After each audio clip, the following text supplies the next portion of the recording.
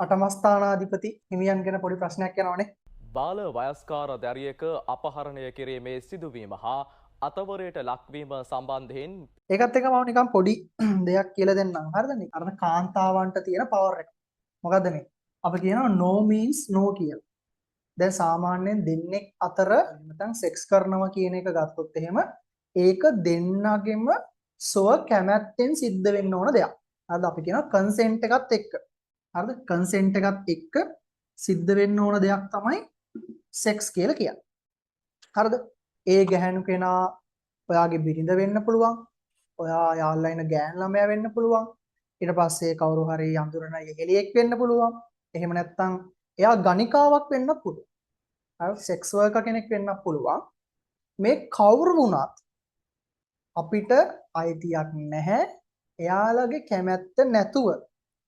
හරිද? එයාලා කැමැත්ත නැතුව එයාලත් එක්ක සෙක්ස් කරා. එතකොට එයාලා හොඳ සිහියෙන් ඉන්න වෙලාවක වුණත් මොනවා හරි මත්ද්‍රව්‍යයක් භාවිතා කරලා ඉන්න අවස්ථාවක වුණත් ඒ කියන්නේ අවසිහියෙන් දැන් සමහරලාවට අර ඩ්‍රග්ස් දීලා එහෙම ඒ වගේ කරනවනේ හරි අන්න ඒ වගේ වෙලාවක වුණත් එයාලා නෝ කියලා කිව්වොත් හරිද එපා කියන වචන කිව්වොත් එහෙම හරිද අපි එපා කියද්දිත් බලෙන් ඒ දේවල් කරන්න ගියොත් එහෙම ඒක අයිති වෙන්නේ මොන ගොඩටද හරිද නීතියට අනුව අයිති වෙන්නේ රේප් කියන ගොඩට හරිද මේක දූෂණ නඩුවක් විදියට තමයි එතකොට යන්නේ ක්‍රිමිනල් ජස්ටිස් කියලා ටීවී සීරීස් එකක් තියෙනවා මේක ඉන්දියාව එකක් හරි ඉන්දියාවේ ටීවී සීරීස් එකක් මේකේ තියෙනවා බිහයින්ඩ් ද ඩෝර්ස් කියලා සීසන් එකක් මේකේ ඉන්නවා ගැහැණු කෙනෙක් ඒ ගැහැණු කෙනා එයාගේ සැමියව ඝාතනය කරනවා හරිද මරලා දානවා බලෙන් ගුද සංසර්ගයේ යෙදෙන නිසා හරිද ඊට පස්සේ ඒකට අදාළ නඩුව තමයි යන්නේ ඒතරවාට ඒ වගේ එකක් බැලුවොත් තේරුම් ගන්න පුළුවන්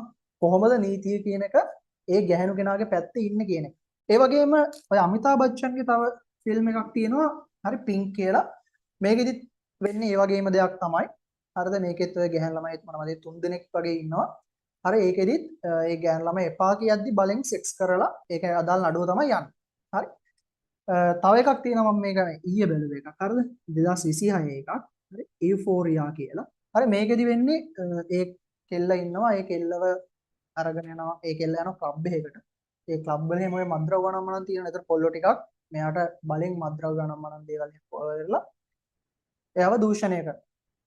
හරි? ඒ දූෂණය කරපු එකට අදාළ නඩු සිද්ධියක් තමයි යන්නේ. එතකොට ඒ කොල්ලෝ එම ජීවිතාන්තය දක්වා හිර යනවා. හරිද? දූෂණ නඩුවක්නේ. ආයකට අදාළ සිද්ධියක් තමයි යන්නේ. ඒතර මෙන්න මේ වගේ ටිකක් බැලුවොත් එහෙනම් අපිට තේරුම් ගන්න පුළුවන් කොහොමද නීතිය කියන එක හරිද? එහෙම නැත්නම් මේ කාන්තාවගේ මේ නෝ කියන පවර් එක කොච්චර පවර්ද කියලා බලා ගන්න. ඒ නිසා අපි ගැහැණු කෙනෙක්ගේ වචනයට අනිවාර්යයෙන්ම ගරු කරන්න ඕනේ. ඒ දේවලුත් දැනගෙන තියාගන්න.